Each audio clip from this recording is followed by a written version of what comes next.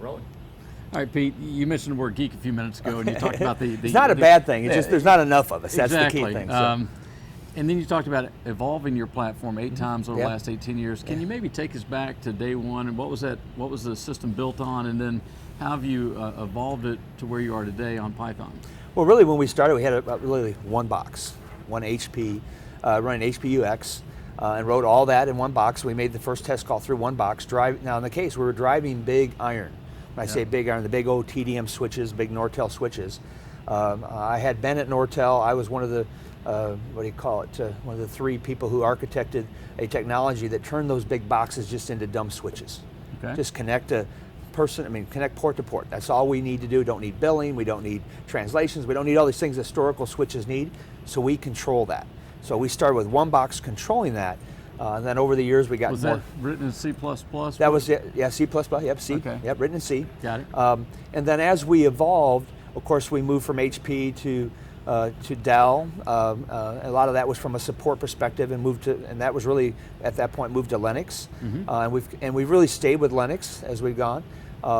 We then ultimately moved to IBM and run with and converted everything to Python. So we did one of our major upgrades was everything to Python.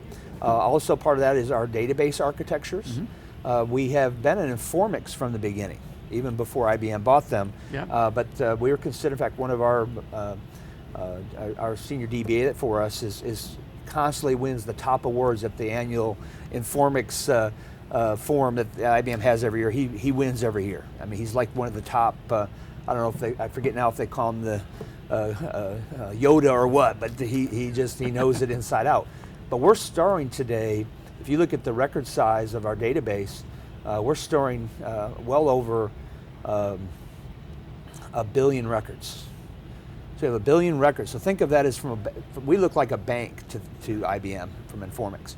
We have all these accounts, just like a bank does, and we store and push data in and out. People take money out, they use money, they push more in, and so we literally sit out there with the... And it's real time. In real time, and over 1 billion accounts sit in our system. So as we've done that, IBM Informix has been a very good solution for us because it really allows us to manage and control that. But that isn't worked very well from a reporting perspective. So if you're trying to harvest all of the records, all the transactions, that doesn't work well. So from that perspective, we've used I'm going to forget the name, Vertica. It's a company that really changed the way database architectures work so that I can literally get to data and harvest that without having, the old way was like on Informix or using SQL, the other one having to summarize data because I had too much data. So you summarize it and then try to do all your summaries and build reports out of it. With Informix, since it's a vertical database, it allows me to literally access that data. And the first time my team showed it to me, an old report would take us literally all day to go run. And they run it in Informix, it was like 4 seconds. You mean Vertica? Yeah, Vertica, 4 seconds. I'm like, okay, well, yeah, I accused him of really trying to trick me. No, it took 4 seconds. So it's really... Is that moving from structured databases to unstructured databases? Well, it's going from a horizontal to a vertical is the way I was described. And again, my knowledge then starts to blur out as far as how quickly I can get in below that. But I know that we were one of the original pioneers for them and one of the first guys that adopted that database, and we still use it today.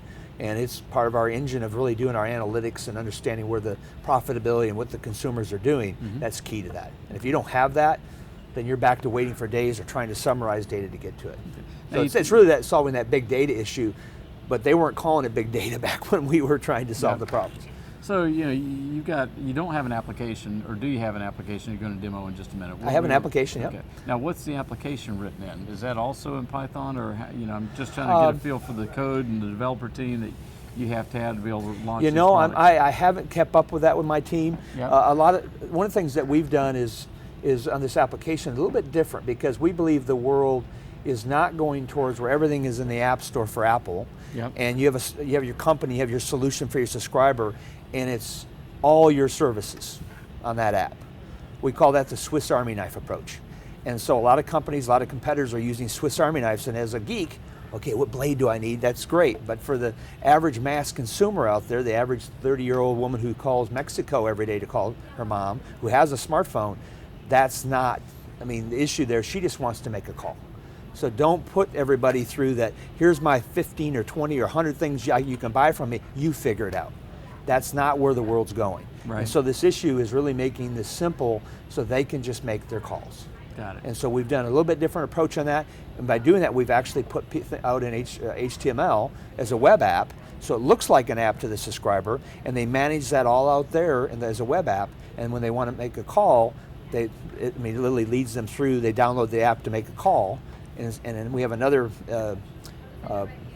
press release coming out we didn't tell you about yet. There's another big announcement that I'll tell you at the end. But that's another piece that uses that same, has the ability to use that same technology. Right. And as dialers evolve, if you ever look at Android, there's already the ability to use the Android version. I don't need a dialer. And so this issue of dialers, where will they really go in the future? You're sitting behind yeah. an existing Android Yeah, dialer, and right. can you do effectively the same thing Yeah. on Yep. iOS device? Oh, yep, same thing. Okay. And we'll show you that in the demo. That sounds great. Thank you for your time. Okay.